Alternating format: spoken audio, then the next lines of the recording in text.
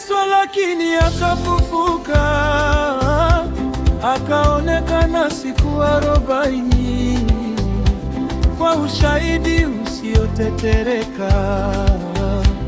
Akatupa neno la uzima, na alivyopaa juu mawinguni, ndivyo atakaporudi tena.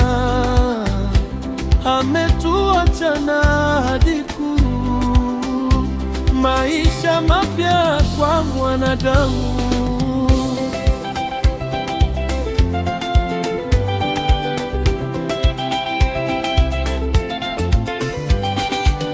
Tumaini la kurudi kwake, mitume wakakodoa macho, wakiona Mwokozi akipaa.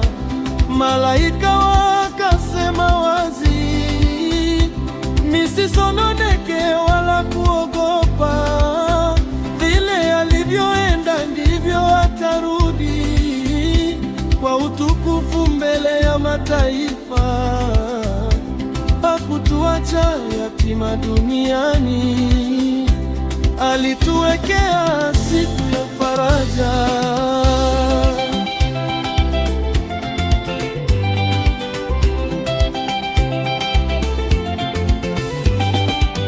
Tumaini la Roho Mtakatifu. Yesu akasema tusitoke, tukalie Yerusalemu tukisubiri ahadi ya Roho wa kweli, nguvu za kubadilisha dunia. Atatupa faraja na hekima, atatuongoza katika njia ya haki, atatufanya mashahidi wake kwa ulimwengu wote wenye kiu.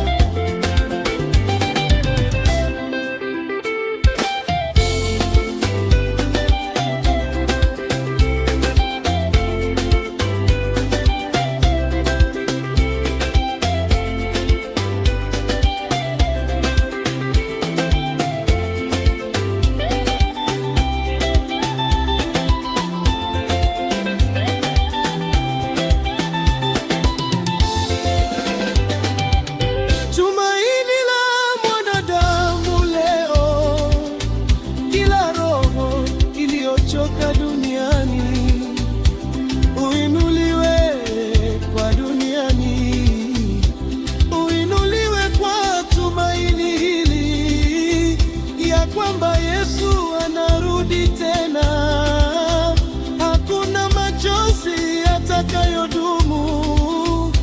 Kila moyo uliovunjika upone, kila mtu ajue nguvu za msalaba.